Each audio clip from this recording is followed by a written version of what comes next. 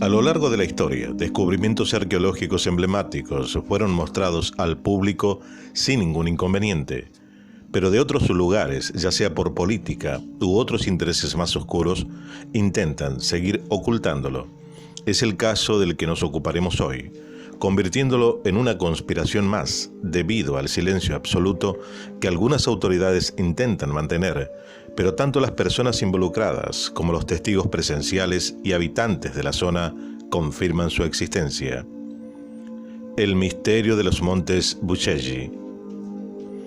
Esto es Contacto con la Ciencia, programa de divulgación. En el verano del 2003, en un área inexplorada de los montes Buceggi, una sección del Servicio de Inteligencia de Rumania, SRI, el llamado Departamento Equipo Cero, hizo un descubrimiento significativo que podría haber cambiado completamente la historia de la humanidad. Las presiones que Estados Unidos ejerció sobre el gobierno de Rumania para que este descubrimiento no se diera a conocer al mundo, llevó a un acuerdo temporal entre ambos países y a una inusual colaboración científica y militar. La situación se complicó aún más a raíz de la interferencia de la Orden de los Illuminati, quienes intentaron tomar el control tanto del lugar del descubrimiento como de la expedición rumano-americana. César Brad, el experto que dedicó años de investigación a fenómenos extraños, director de las operaciones estratégicas de máxima importancia del Estado rumano, es el personaje de los increíbles acontecimientos que ocurrieron en los montes Buceggi, y también de dos memorables encuentros con un alto representante de los Illuminati y miembro del grupo Bilderberg. En mayo de 2003, un importante personaje visitó a César para un asunto muy especial. La petición del encuentro vino a través del SRI, el Servicio de Inteligencia Rumania, como resultado de la intervención del gobierno rumano. El personaje era extranjero, pero hablaba bien el rumano y conocía bien Rumania. El SRI solo sabía que era miembro de una logia masónica muy importante de Italia, que cuenta con nobleza de alto rango y una fuerte influencia financiera en Rumania. Su influencia política también era muy elevada, puesto que consiguió penetrar el muro protector de los agentes del SRI y llegar al Departamento Cero. César notó una fuerte presión y pesadez alrededor de este hombre. Estaba rodeada de una nube de radiación densa y desagradable que ocultaba sus verdaderas intenciones. Un helicóptero había traído a este hombre. Llevaba un bastón con el mango de marfil e incrustaciones de oro. Su expresión era dura y sus ojos verdes irradiaban una frialdad inusual, lo que producía un efecto extraño, según dijo César. Se presentó como el señor Mazzini, se mostraba muy seguro de sí mismo y daba la impresión de estar acostumbrado a dar órdenes. Dirigía una de las logias masónicas más venerables e importantes de Europa, una de las organizaciones masónicas más influyentes del mundo, el grupo Bilderberg. Mazzini entró directamente en el tema, diciendo que la gente era de dos tipos, los que pueden ser manipulados y dirigidos, la mayoría, y los otros, que poseen ciertas virtudes y una fuerte personalidad. Afirmó que su grupo formaba parte de la orden masónica más importante de todas y que ésta estaba muy interesada en el resultado del encuentro entre ambos. César le contestó que conocía algunos aspectos de este tema. Mazzini continuó diciendo que el grupo Bilderberg no era propiamente una logia, sino mucho más. Dijo que las logias eran simples fachadas y que el poder real estaba en la cima de una jerarquía de 33 niveles. Mazzini invitó a César a unirse al grupo, haciéndole entender que le reportaría grandes ventajas. Manifestaba un gran poder y una fuerza psíquica inusual para su edad. Desgraciadamente, para él, su poder se centraba en una gran arrogancia y un sentimiento de superioridad hacia los demás. Mazzini dijo que había solicitado el encuentro debido al poder y las relaciones del Pentágono destinado al espionaje geodésico, basado en tecnología biónica, descubrió en 2002 un hueco en un área específica de los montes Buceggi. Este espacio vacío del interior de la montaña no se podía identificar a partir del exterior.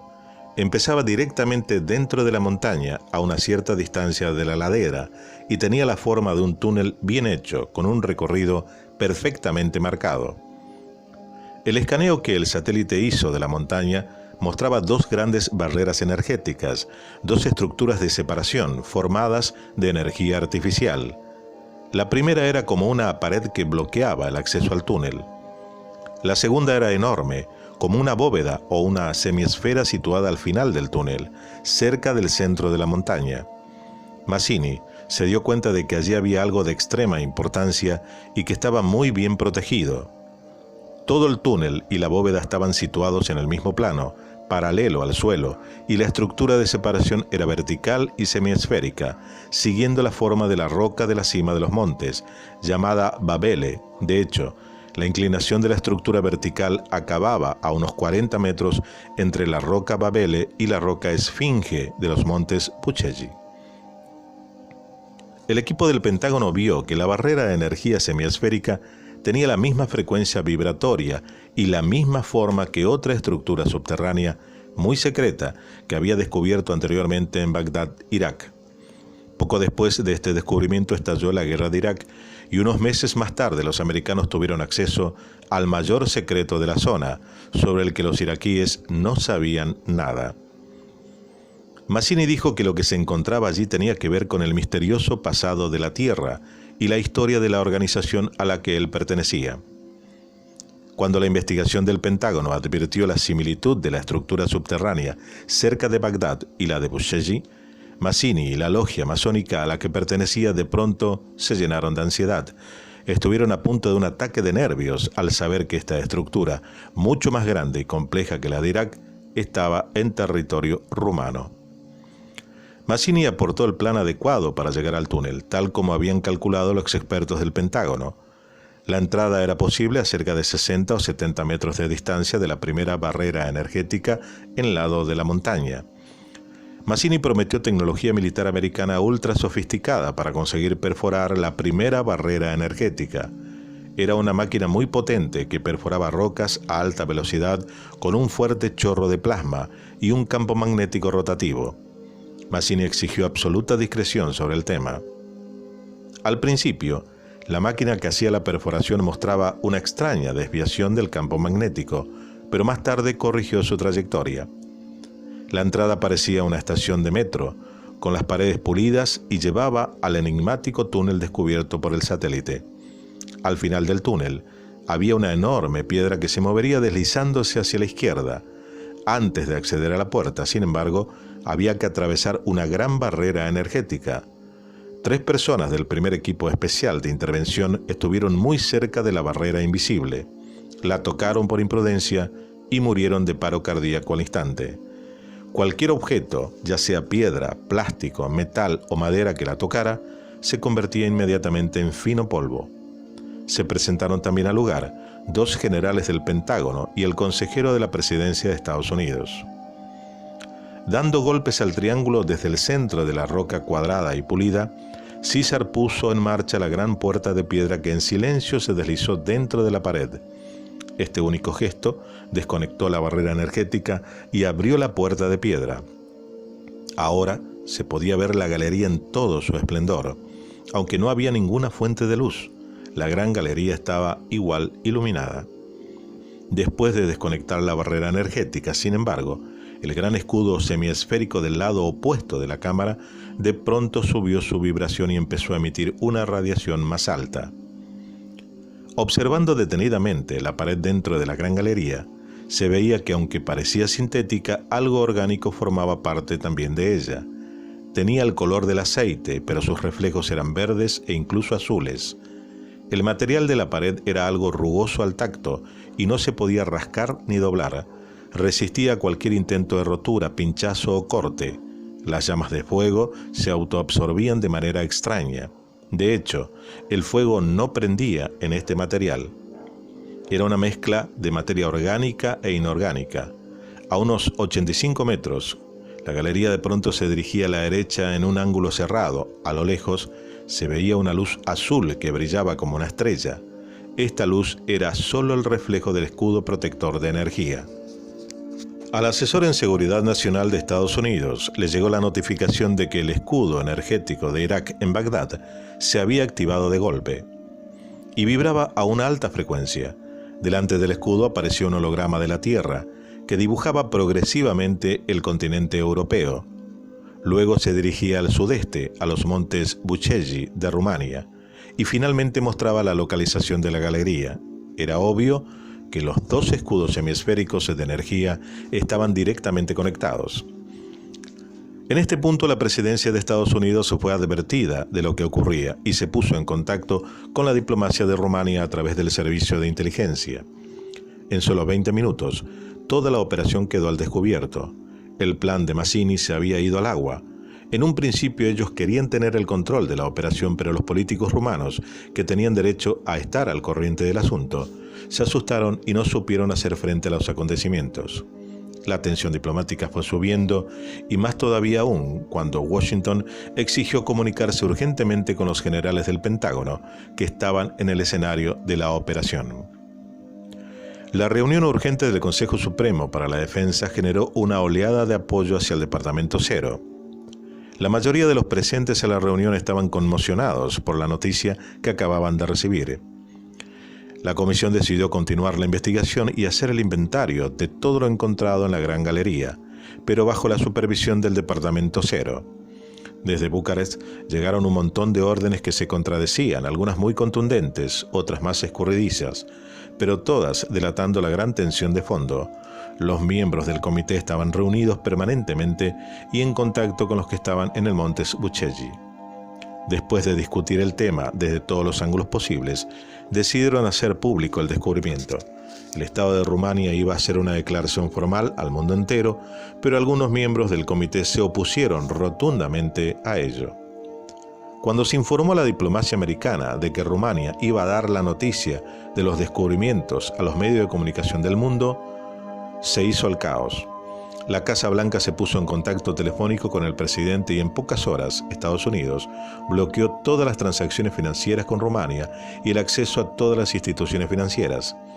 Rumania estuvo a punto de declarar el estado de emergencia en los Montes Buceggi y la capital. Las reuniones entre los representantes de Estados Unidos que llegaron a Bucarest y el Departamento de Emergencia de Rumania se desarrollaron sin la presencia de un intérprete. Las conversaciones fueron muy violentas, todo el mundo chillaba y los americanos amenazaron varias veces con tomar represalias en contra de Rumania. El resto de países del mundo no sabían nada de lo que estaba ocurriendo y los americanos sabían muy bien que algunos países muy poderosos iban a estar a favor de Rumania y apoyar la inmediata publicación de los descubrimientos. La declaración oficial habría demostrado al mundo el descubrimiento de los Montes Buceggi, con fotos y toda la información necesaria. Se pensaba invitar a los principales científicos e investigadores del planeta.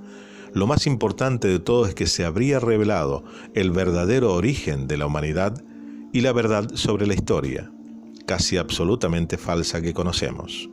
Los americanos reaccionaron muy mal porque esta declaración en pocos segundos habría acabado con la influencia y poder internacional que ejercen hasta hoy y habría sumido a la población norteamericana en el caos. Esta fue la razón más importante que arguyeron, la de no sembrar el pánico. Se olvidaron, no obstante, de ver que ese estado de angustia y posible desorden social no era más que el resultado automático de cientos de años de engaño y manipulación deliberados por parte de las multinacionales e incluso de la masonería.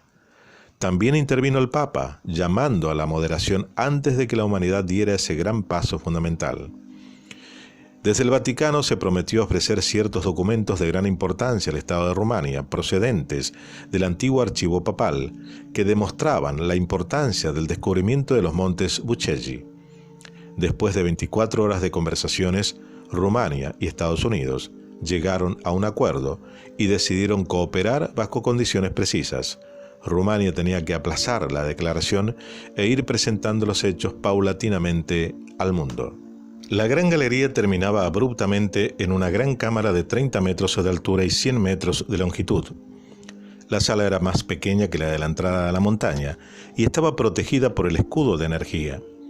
Conforme se avanzaba hacia el escudo, una parte del mismo desaparecía a modo de puerta, permitiendo el acceso a la habitación. El escudo protegía la habitación de cualquier tipo de influencia externa. Una vez en el interior, el escudo se volvía compacto y aparecía como una pared de tono blanco dorado. En la parte de atrás, el escudo no llegaba al suelo como en la parte de adelante, porque había una pared de piedra. La pared tenía entre 10 y 12 metros de altura y de ahí salían 3 enormes túneles, uno frontal y los otros de manera simétrica a ambos lados. iluminados por una luz difusa de tono verdoso. El acceso a estos túneles estaba terminantemente prohibido por el protocolo secreto que firmaron Rumania y Estados Unidos. En la sala de entrada había situadas, a lo largo de ambas paredes, a derecha e izquierda, siguiendo la curvatura interna, unas enormes mesas de piedra. Ninguna de ellas tenía una altura de menos de 2 metros. Encima se encontraban tallados en relieve con precisión diferentes signos de una escritura desconocida, cuyos caracteres eran parecidos a la antigua escritura cuneiforme. La escritura incorporaba símbolos más generales, como triángulos y círculos, y aunque no estaban pintados, resaltaban visualmente con una radiación fluorescente de colores que era diferente en cada mesa. Había 5 mesas a cada lado de la sala. Encima de algunas de ellas habían objetos que parecían herramientas. Desde muchas de las mesas descendían hasta el suelo una serie de cables de un blanco traslúcido que iban a parar a unas cajas rectangulares de un material plateado brillante. Las cajas estaban dispuestas directamente en el suelo. Los cables eran extremadamente flexibles y ligeros y se veía unas luces pulsando que circulaban a lo largo de ellos. Cuando se aproximaba a alguna de las mesas, se activaba una proyección holográfica que mostraba aspectos de un determinado campo científico. Las imágenes tridimensionales eran perfectas y muy grandes, de casi 2,5 metros de altura. Las proyecciones se ponían en marcha por sí mismas, pero eran interactivas, ya que dependían de quien interactuaba con las mesas, tocando su superficie. Desde encima de una tarima traída especialmente se podía ver la superficie de las mesas. Estaban cubiertas por una película de un material vidrioso que se dividía en una serie de grandes cuadrados unidos por líneas rectas, formando una especie de rejilla. En una mesa aparecía como tema la biología y la imagen proyectada era de plantas y animales, con especímenes completamente desconocidos. Dando un golpecito en uno de los cuadrados, el holograma mostraba la estructura del cuerpo humano, con imágenes holográficas de varias áreas del cuerpo en rotación. Otros cuadrados mostraban proyecciones de otro tipo de seres, en cuerpos celestiales. Si se daba un golpecito simultáneamente a 2 cuadrados diferentes, aparecía un análisis científico del ADN de los seres y las posibilidades de compatibilidad entre ellos. En las líneas verticales laterales se leían las explicaciones, en la misma extraña escritura, y al final aparecía la forma mutante resultante de la combinación de los 2 códigos genéticos más probables. Los seres que construyeron todo este edificio tenían que ser muy altos, si no se explicaba el gran tamaño de todos los objetos de la sala de proyección. Una confirmación de la existencia de los gigantes en Rumania se puede encontrar en un periódico llamado justamente El Periódico. El equipo periodístico estaba acompañado por el investigador Vasile Rudan, según el cual las historias de la gente del pueblo de Bosiuru sobre los gigantes que vivieron en esas tierras cuentan con pruebas auténticas. Un cementerio con esqueletos gigantes se descubrió por casualidad hace más de 20 años. Cuando en un pueblo Skayeni plantaron manzanos. Al cavar en una colina, los habitantes del lugar descubrieron enormes esqueletos que medían unos 2,40 metros y más. Dragoi Ili, una de las personas que trabajó en el manzanar, llevó a los investigadores al lugar. La inclinada ladera donde estaban plantados los árboles estaba inundada de barro. Al llegar, Ili le mostró el huerto. Todo está lleno de tumbas de gigantes, dijo.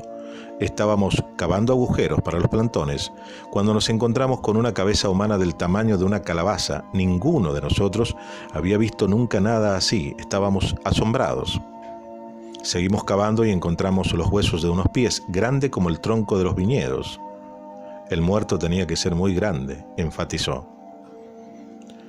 Volviendo la sala a cada lado de la misma se hallaban 5 mesas enormes y en cada una de ellas había pantallas sobre diferentes temas de física, cosmología, astronomía, arquitectura, tecnología, las diferentes razas de seres inteligentes que según parece no eran todos humanos, y la religión. Daba la impresión de estar en la enorme biblioteca del universo. En medio de la sala había un podium instalado en un aparato que podía ser un amplificador de energía del pensamiento. A continuación había un panel con una serie de símbolos geométricos de diferentes colores. El panel tenía 2 palancas que podían activarse para dar una orden. En su centro había un botón rojo que destacaba por encima de los demás. La función del botón era mostrar, en una explicación holográfica, una imagen de la Tierra desde una altura de 25 kilómetros, con los montes Cárpatos. Grandes cantidades de agua fluían hacia las zonas bajas y llanuras hasta que quedaba todo completamente inundado.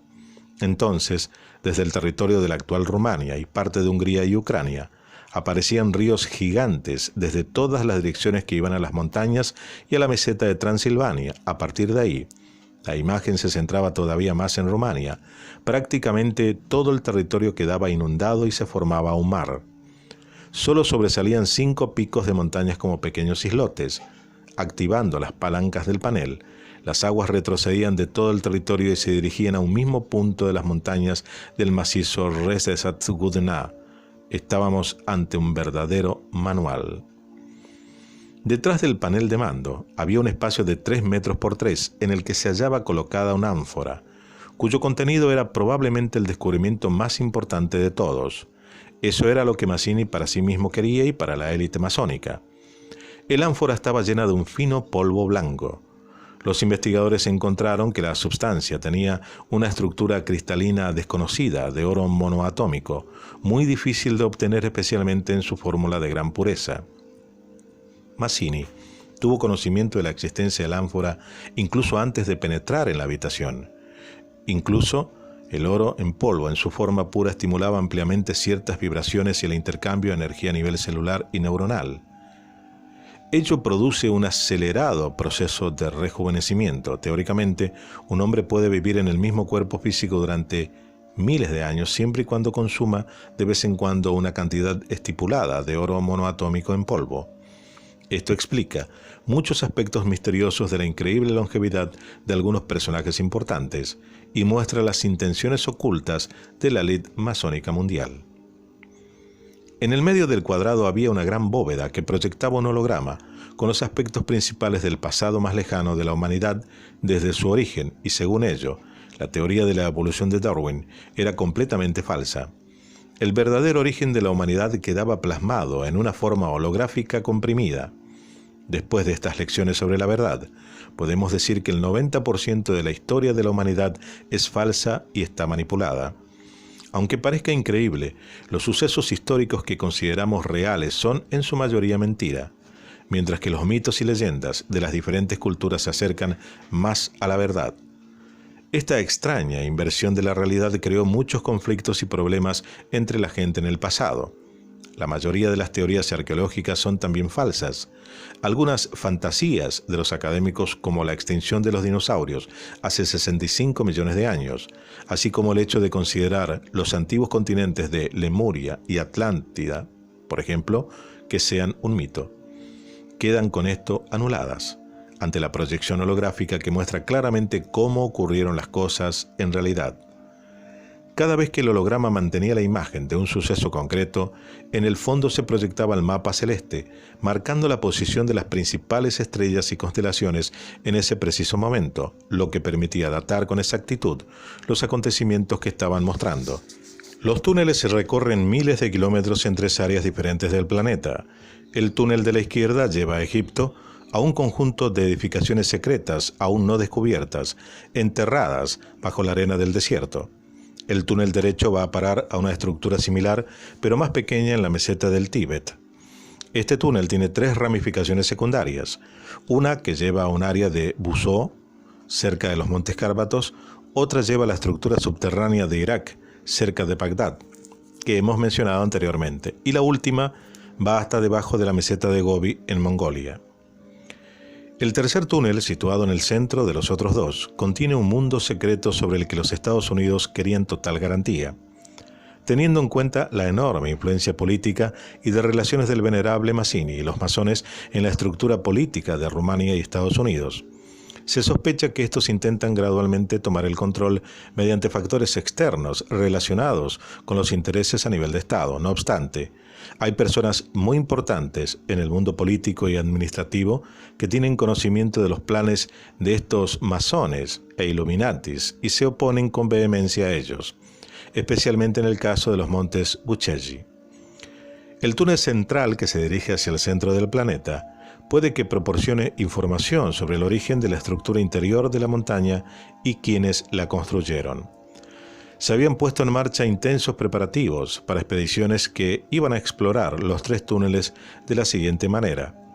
La primera expedición se dirigiría a Egipto, la segunda al Tíbet y la tercera al centro de la Tierra.